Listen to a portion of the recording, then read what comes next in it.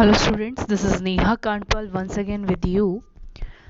This is the first chapter of class 4th and it is Quicksword, Don Quicksword and the windmills. So, before we are going to start this chapter, I want to do a short exercise with you just for warm up. So, let's start and it is also your homework for today. So, let's start with this. Yeah. You are planning to explore a forest. Name the friend you would like to take with you on this adventure. आप सोच रहे हो कि आपको किसी adventure पर जाना है, किसी एक फॉरेस्ट पे जाना है एक्सप्लोर करने के लिए. आप मुझे उस दोस्त का नाम बताइए जिसको आप अपने साथ लेके जाना चाहते हैं. और इसके अलावा you can only take 4 things with you on your adventure. Sit with your partner and discuss which of these things you should take. तो आप, क्योंकि अभी आपका दोस्त तो आपके घर आ नहीं सकता, तो आप क्या करेंगे, सिर्फ अपने फ्रेंड का नाम लिखेंगे जिसके साथ आप जाना चाहते हैं, और उसके साथ साथ आप सोचेंगे कि कौन सी 4 चीज़ें हैं जो आप एडवेंचर पर लेके जाएंगे और आपको आगे जाके हेल्प करेगी. तो स्टार्ट करते हैं आज का चैप्टर. तो जिस चैप्टर के बारे में हम आज पढ़ने वाले हैं उसके जो मेन हैं कैरेक्टर वो हैं डॉन क्विकसॉट. डॉन क्विकसॉट कल्पना करता है कि वह उन बहादुर शूरवीरों में से एक है जिन्हें हम कहानियों में पढ़ते हैं. कुछ लोग होते हैं ना जिनको लगता है कि वो बहुत ज़्यादा अच्छे हैं, बहुत ज़्यादा साहसी हैं, पर ऐसा होता नहीं है, लेकिन वो सोचते हैं. तो वह एक बहादुर आदमी की तरह काम करता है और रोमांच होने के सपने को देखता है. उसकी कल्पना से उसे रोमांच मिल जाता है जहां रोमांच बिल्कुल भी नहीं है. इससे मजाक के हालत पैदा होते हैं. तो चलिए स्टार्ट करते हैं आज का हमारा प्ले. एक दिन डॉन क्विकसॉट ने साहसिक कार्य की तलाश में उतरने का फैसला किया. लेकिन सबसे पहले वह सांचो पांजा से बात करने के लिए रवाना हुआ. सांचो पांजा वॉज हिज फ्रेंड. वो एक मूर्ख व्यक्ति था जो अपनी पत्नी और बच्चों के साथ रहता था, वो उसे ऐसा लगता था. तो सांचो पांजा को जाते ही उसने बोला कि तैयार हो जाओ, मुझे अपने कारनामों को साझा करने और यात्रा में मेरी मदद करने के लिए एक स्वक्वायर की आवश्यकता है, मतलब एक साथी की आवश्यकता है. क्या आप मेरे साथ चलोगे? तो वो कहता है लेकिन साहब, मैं एक गरीब मजदूर हूँ और मैं अपने परिवार को पीछे कैसे छोड़ सकता हूँ. तो उसके बाद जो डॉन कहता है, हम कई शूरवीरों को हराएंगे, कई राज्यों में धन इकट्ठा करेंगे और अपनी सेवाओं के लिए वापसी एक द्वीप में जाएंगे और मतलब एडवेंचर करेंगे वहां जाके.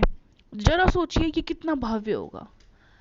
तो वो उसे इस तरह का लालच देता है और इस तरह का लालच देने के बाद उनसे आंसर मांगता है. तो आंसर में वो कहता है कि यदि आप मुझे सम्मान देने का वादा करेंगे तो मतलब तो मेरी बीमार खुशी से मैं आपकी बहुत ज़्यादा सेवा करूँगा, मैं आपको बहुत अच्छे से साथ में रखूँगा. तो उन दोनों के बीच में ऐसा कुछ हो जाता है, वो मान जाते हैं. तो उसके बाद वो निकल जाते हैं वहाँ पर. और निकलने के बाद क्या होता है, तो अब डॉन क्विकसॉट के पास एक स्वक्वर था, यानी कि एक उसका साथी था जो उसके साथ जा रहा है, एक सेवियर था. वो कुछ भी भव्य रोमांच होने से नहीं रोक सकता था. लेकिन एक छोटी सी समस्या थी. तो वो क्या थी? उसने बोला, सर मेरे पास घोड़ा तो नहीं है, आप घोड़े की सवारी करते हैं, तो क्या मैं अपने गधे को आपके साथ ले चलूं, मतलब मैं गधे पे सवारी कर लूंगा, आप घोड़े पर सवारी कर लेना. तो वो उसे ऐसा बोलता है. तो वो उसे कहता है ठीक है कोई बात नहीं, आप गधे को लेकर चलिए और मैं घोड़े के साथ चलता हूँ. लेकिन फिर भी वो तैयार हो जाते हैं और साथ जाते हैं. तो वो मुझसे पूछता है कि आपको क्या लगता है कि सूरवीर और पक्षी हमेशा घोड़ों की सवारी करते हैं ना कि गधों की. वो से क्वेश्चन पूछता है कि हमेशा ऐसा होता है कि जो बहादुर लोग हैं वो हमेशा घोड़े की सवारी करते हैं ना कि गधे की. तो इसके जवाब में जो फ्रेंड है उसका वो कहता है सांचो कि एक शाम की बात है जब एक सिचुएशन आती है कि डॉक्टर क्विकसॉट और सांचो पांजा रोमांच की उत्तेजना के लिए तैयार हो जाते हैं और अचानक वो बोलते हैं उसको, वहां देखो मेरे दोस्त। वहां पर क्या हो रहा है? वहां पे कम से कम 3 महान दिग्गज खड़े हैं, मैं उन सबसे लड़ूंगा और उन्हें हराऊंगा, ये उनकी कल्पना है। तो उसका जो साथी होता है वो कहता है, साचा, कि कृपया फिर से देखिए सर, वे दिग्गज नहीं है, वे पवन चक्की हैं, जिनसे आप उनकी बुझाई कहते हैं, वे वास्तव में उनकी फॉल है। वे मिक्स और चालू करने के लिए हवा में गोल गोल घूमते हैं। तो ऐसा कहने के बाद वो उसको क्लियर करता है कि वो कोई 3 महान दिग्गज या कुछ ऐसे नहीं है, वो सिर्फ एक ऐसे पवन चक्कियां हैं जो जो हवा से बिजली उत्पन्न करती है। तो वो मानता नहीं है और उसके बाद वो सोचता है कि ये पवन चक्की नहीं, ये कोई दिग्गज है, और वो उस पर हमला करने की तैयारी करने लग जाता है और बोलता है, यह मेरे लिए बिल्कुल स्पष्ट है कि आप रोमांच के बारे में कुछ नहीं जानते। मैं तुमसे कहता हूँ वे दिग्गज हैं।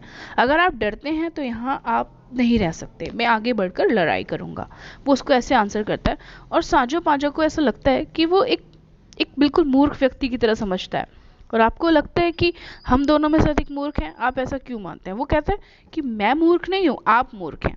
और जैसे ही उसने अपने घोड़े को आगे बढ़ाया, हवा तेज हो गई और पाल बहुत तेजी से चलने लगा। उसकी वजह से क्या हुआ?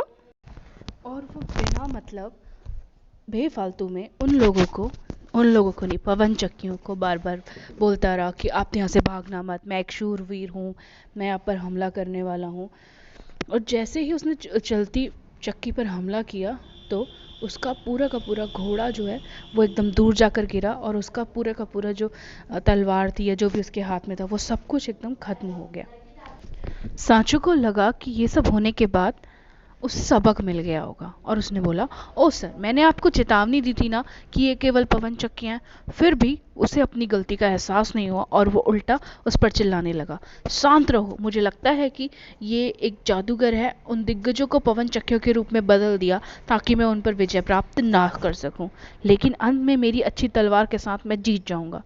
सांचो को एहसास हो गया कि उसके मूर्ख गुरु के बारे में कुछ नहीं किया जा सकता और इसीलिए वे अन्य रोमांच की तलाश में एक बार फिर से सेट हो जाते हैं। यानी कि इसे हम ये भी कह सकते हैं कि भैंस के आगे बीन बजाने का कोई फ़ायदा नहीं है। उसे अभी भी अपनी गलती का एहसास नहीं हुआ और वो उल्टा सांचो को ही गलत। ये एक फ़नी प्ले है, तो प्लीज़ इसको पढ़कर सिर्फ एंजॉय के लिए अच्छे से याद रखना और इसके जो क्वेश्चंस जो मैंने दिए हैं और वार्म अप जो दिया है वो आपको होमवर्क में करना है।